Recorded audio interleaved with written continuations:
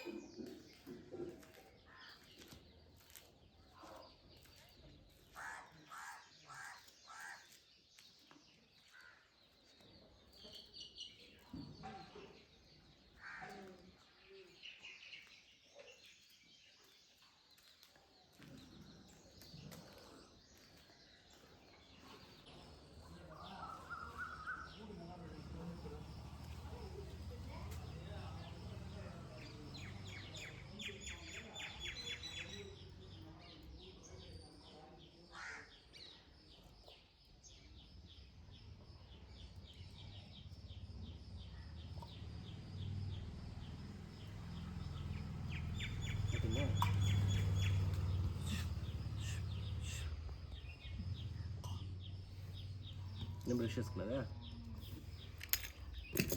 పప్పులే కోడికి.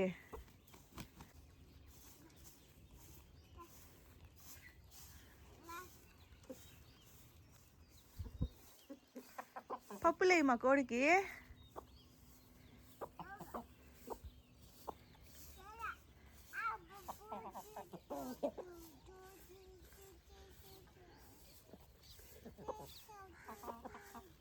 పప్పులే కోడికి, పప్పులే.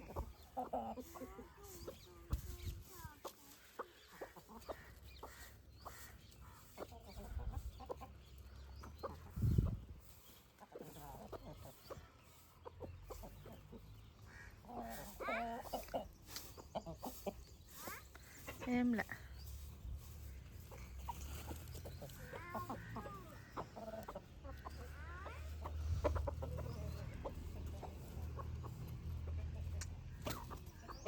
బాయ్.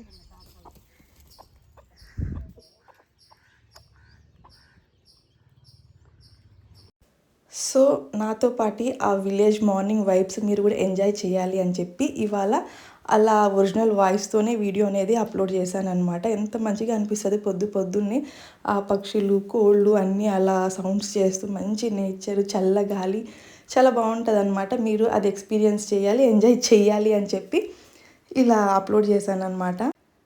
అందరికీ విలేజెస్కి రావడానికి కుదరని వాళ్ళు అట్లీస్ట్ ఇలా అయినా ఎంజాయ్ చేస్తారని చెప్పి అలా ప్లాన్ చేశాననమాట. ఇవాళ ఎలా అనిపించిందో కమెంట్ సెక్షన్లో డెఫినెట్గా కమెంట్ చేయండి.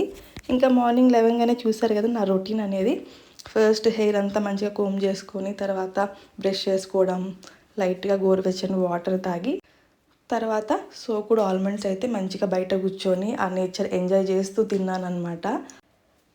ప్రెగ్నెన్సీ టైంలో నార్మల్గా ఆల్మండ్స్ తీసుకునే కన్నా డైరెక్ట్గా ఇలా సోక్ చేసుకొని తింటే మంచి ఫోలిక్ యాసిడ్ ఉంటుంది అనమాట అలా సోక్ చేసిన ఆల్మండ్స్లో.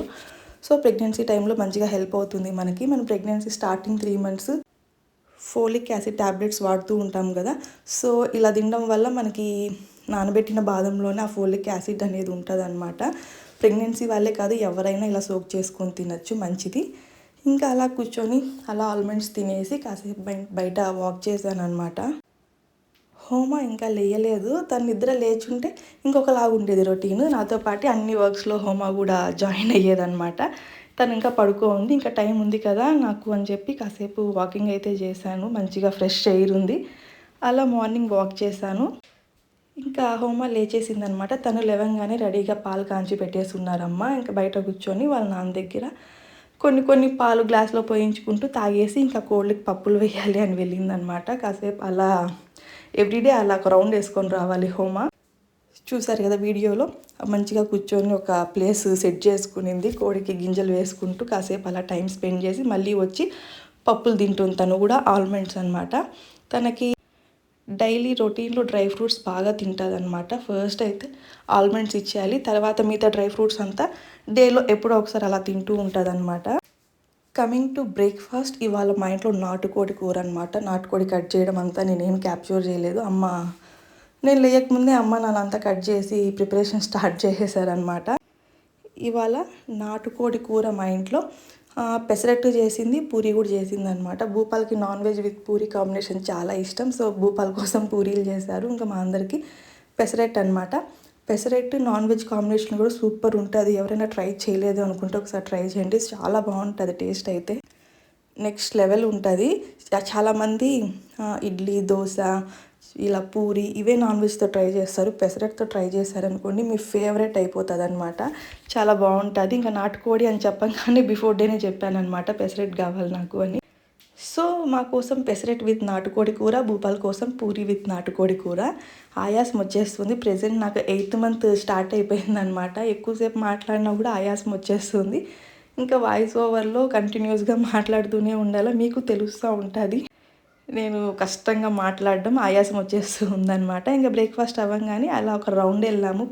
హోమ బయట వెళ్దాము అంటే సరే ఒక లాంగ్ డ్రైవ్ లాగా వెళ్ళామన్నమాట. అలా వెళ్ళి ఒక 1.5 hour తర్వాత ఇంటికి వచ్చాము.